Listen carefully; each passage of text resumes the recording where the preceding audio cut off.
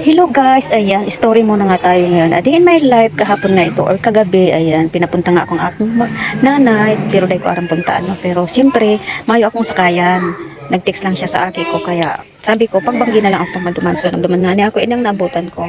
So, si nanay, si tatay, nagdadalan TV, ayan, yan, dara ko lang dyan si makuapo ko. Siyempre, alam mo naman, gusto nidang mag-ibas ako. Tapos si nanay, hinihiling ko kung paano mag-ibo. Ayan, nakakahirap man kasi dahil na siya naglalakaw siya pero kaipuhan niyang may tungkod talaga. So ginagamit niya itong tukawan. So ayan, nakita ko nga nagluluto siya talaga.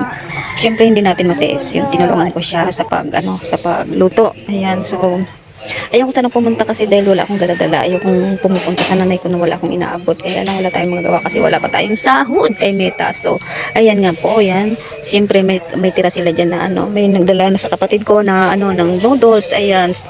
So, naawa rin ako pero wala akong magawa kasi nga wala pa nga tayong sahod. So, yan, niluto ko. Ako yung nagluto ng noodles nila. So, sabi ko, damihan lang ng sabaw para hindi maalat. So, ayan nga, yung nanay ko talagang nakabantay din siya habang nagluluto ako ng noodles. Noodles lang dyan, pero ayan, pahabol na rin nanay yung ibibigay ko sa'yo. So, ayan, yung apo ko rin dyan, isa yan.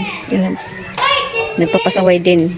Laka dito, laka doon. Ayan. So, yun nga, niluluto namin ng nanay ko yung noodles. Kasi noodles lang talaga. So, pagkatapos nga, ayan, tinulungan ko ulit siya kasi nag-prepare na naman ng lamisa. Ganyan ang nanay ko. Ayan. So, si tatay naman, nandyan na. Inilap na nga ng nanay ko. Nakakain kami. Guys, kapag pumunta ko dyan, hindi yan pumapayag si nanay. Kasi tatay na hindi ako kumain. Doon na kahit ayaw kong na kumain, kakain at kakain din. Papakainin talaga ako ng tatay ko. So, ayan, yung apo ko din. Saka yung ibang pamangkin ko, nandyan din. May dala rin silang may inabot sa nanay. So, ayan, si tatay kakain na. Kakain na po kami. Talaga naman, itong apo ko, ayan, si, Buranday. Ayan, di ba, nagdila-dila pa. Sabi ko, kakain na.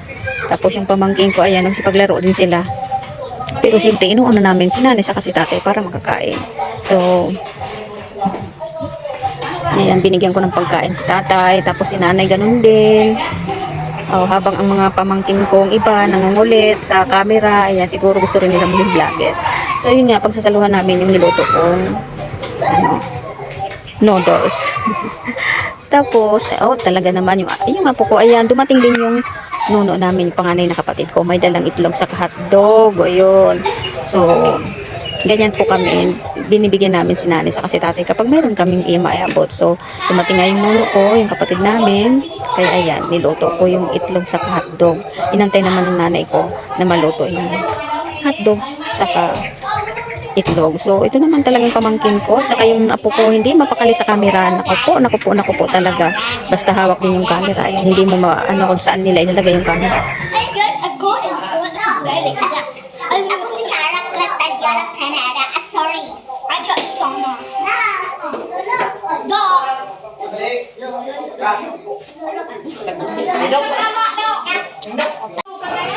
Guys, gumagawa siyang ginagawa niya. Tsaka si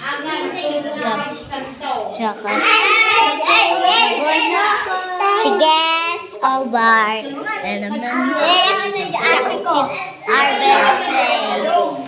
Si Arben. Guys, so siya gumagawa siya. Ako, nahihilo na ako sa camera, ayan. Yun, itong isang pamangkin ko nagsusulat din, ganun nga kapag nandyan, ayan, nagsusulat din, mabuti pa ito, tahimik sa isang tabi, nagsusulat-sulat, siguro assignment niya yun. Yun nga po, habang kumakain kami, itong mga pamangkin ko at yung apo ko nagpapasaway, siguro, ayan, busog rin kasi itong apo ko, kasi pinamerienda ko. Yun nga, nagkukwentuhan sila habang nagkakain kami, ayan, nagbablog-vlog din. So, pakinggan natin kung anong pinagsasabi nitong apo ko.